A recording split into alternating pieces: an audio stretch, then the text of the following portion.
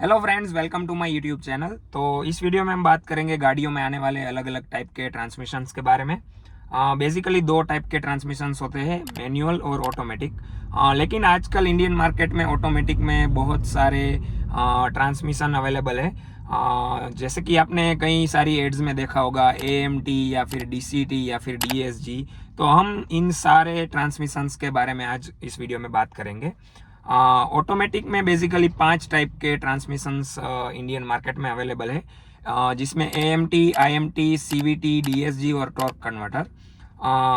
कुछ गाड़ियां ऐसी भी है जिनके अलग अलग वेरिएंट्स में अलग अलग ट्रांसमिशन यूज होते हैं। जैसे कि फॉर एग्जांपल फोक्सवैगन की जो वर्च्यूस आती है, उसमें जो 1 लीटर TSI इंजन आता है उसमें टॉर्क कन्वर्टर है। लेकिन अगर 1.5 ऑटोमेटिक आप लेते हैं तो उसमें DSG ट्रांसमिशन आता है। तो हम ये कंफ्यूजन आज दूर करेंगे इस वीडियो से कि आपके लिए कौन सा ट्रांसमिशन बेटर रहेगा आपकी ड्राइव पैटर्न के हिसाब से।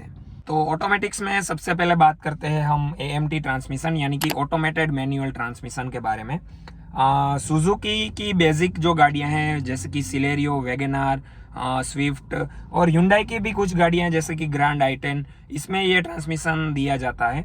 ये सबसे बेसिक इसलिए है क्योंकि ये मैनुअल ट्रांसमिशन ही है, लेकिन उसके ऊपर एक कंप्यूटर और एक एक्चुएटर बिठा दिया जाता है, जो कि आप जो काम अपने लेफ्ट हैंड और लेफ्ट लेग से करते हैं अपनी मैनुअल गाड़ी में, वो ही काम ये कंप्यूटर और एक्चुएटर करेंगे।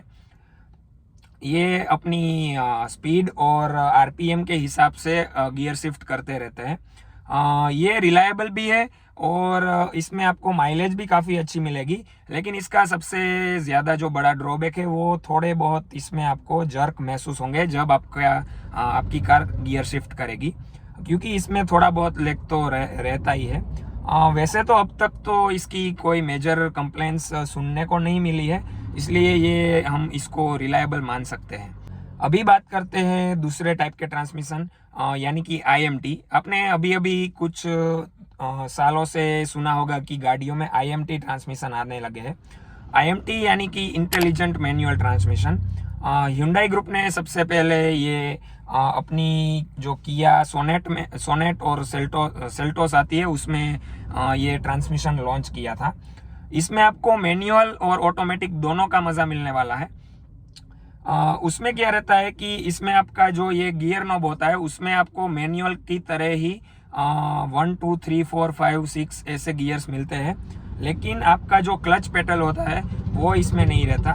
आपको सिर्फ एक्सेलरेटर और ब्रेक पेडल ही मिलते हैं।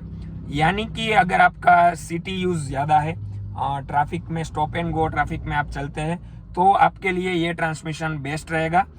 इसमें क्या है कि आप जब इधर गियर्स नॉब पे ऐसे हाथ रखते हैं तो गाड़ी अपने आप सेंस कर लेती है स्पीड वगैरह के हिसाब से कि अभी आपको गियर चेंज करना है।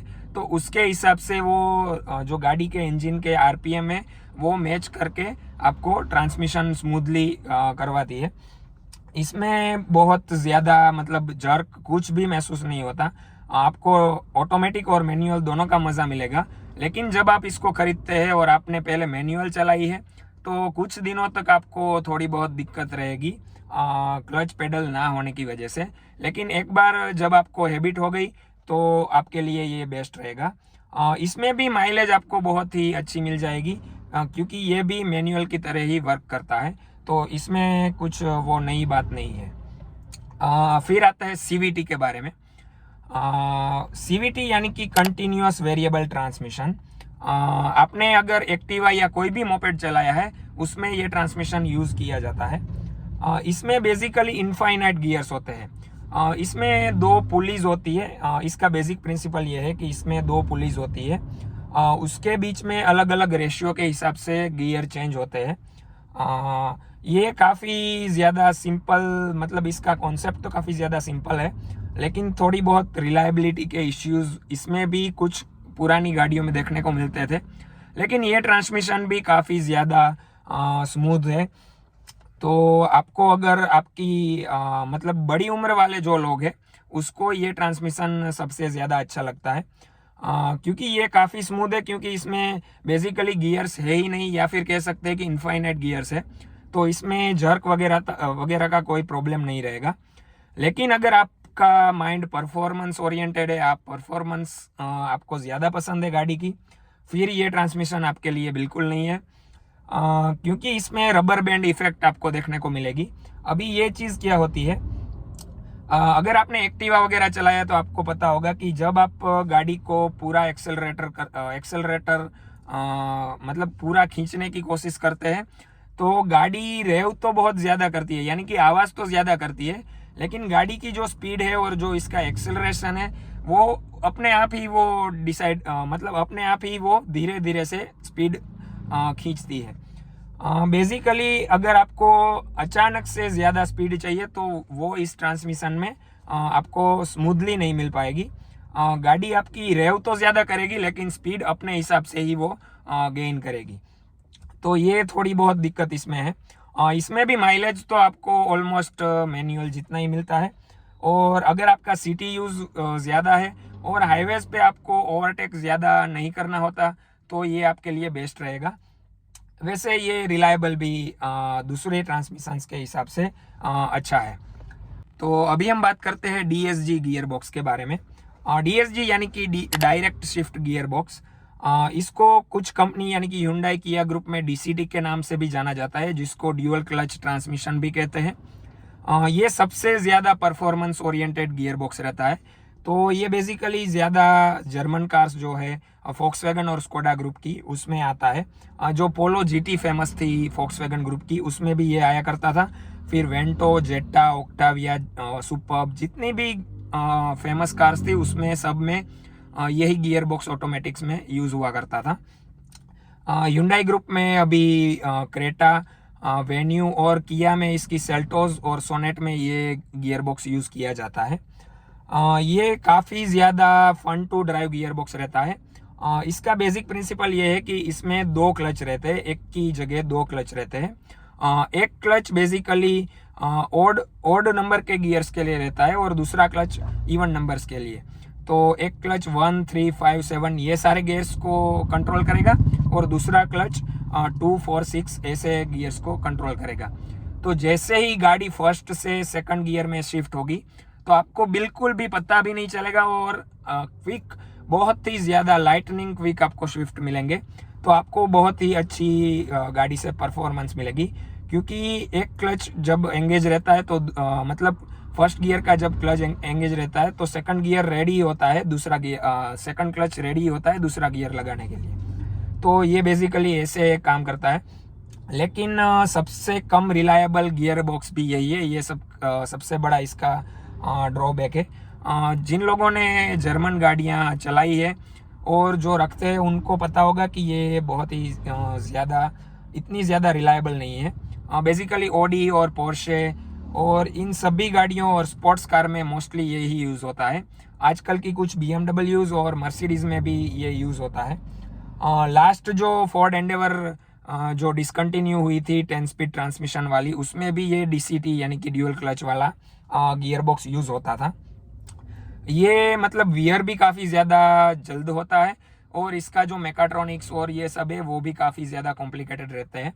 तो मेंटेनेंस वाइज तो ये आपके लिए, अगर मेंटेनेंस आपके लिए मायने रखती है, फिर ये DCT या DSG आपके लिए नहीं है। अगर आपको फुल फन टू ड्राइव चाहिए और रिलायबिलिटी का आपका इतना ज़्यादा इश्यू नहीं है, और अगर आप एक्सटेंडेड वारंटी ले सकते हैं 5 साल 7 साल की, और गाड़ी को आप उसके बाद बेच देने वाले हैं, फिर ही आप इस गियर बॉक्स पे जा सकते हैं। अदरवाइज़ इतना ज़्यादा कुछ इस पे जाने की ज़रूरत नहीं है आपको, क्योंकि ये ज़्यादा परफॉर्मेंस ओरिएंटेड है। लेकिन इसकी रिलायबिलिटी के सामने इसका अगर परफॉर्मेंस देखा जाए तो इतना ज़्यादा भी आपको मज़ा नहीं आएगा। अभी बात करते हैं नेक्स्ट गियर बॉक्स यानी कि टॉर्क कन्वर्टर के बारे में।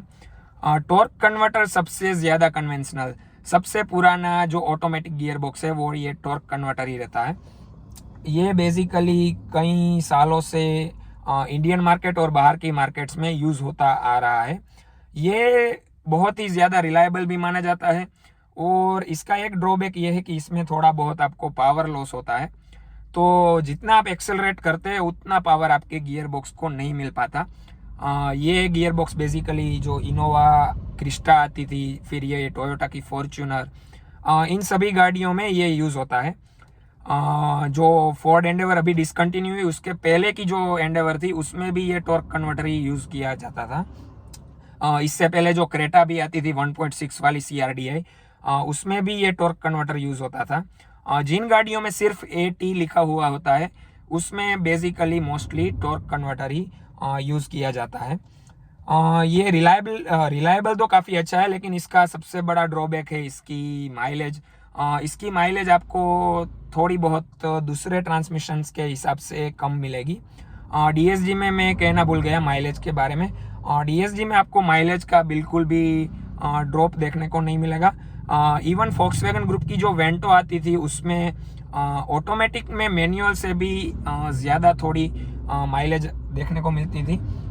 तो ये DSG में आपको माइलेज अच्छी रहती है, लेकिन ये जो टॉर्क कन्वर्टर की मैं बात कर रहा हूँ उसमें आपको माइलेज थोड़ी बहुत कम मिलेगी। तो अगर आपने एक चीज़ नोटिस की होगी तो ये जो इनोवा क्रिस्टा और टोयोटा फॉर्च्यूनर में ये जो टॉर्क कन्वर्टर ट्रांसमिशन आता है ऑटोमेटिक्स में, उसमें अब जब आप अचानक से बहुत ज़्यादा एक्सेलरेट करते हैं तो गाड़ी आवाज़ तो बहुत ज़्यादा करती है, लेकिन वो इतनी ज़्यादा स्पीड गेन नहीं कर रही होती।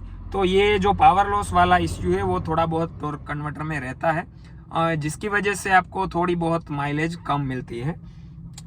तो बेसिकली इस वीडियो के कंक्लूजन में मैं इतना ही कहना चाहता हूँ।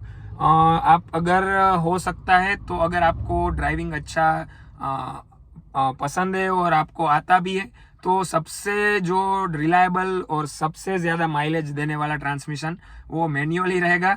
लेकिन अगर आपको ऑटोमेटिक्स पे ही जाना है तो फिर आप सबसे ज़्यादा बेस्ट इसमें आपको टॉर्क कन्वर्टर रहेगा, या फिर CVT भी आजकल की गाड़ियों में अच्छा आने लगा है।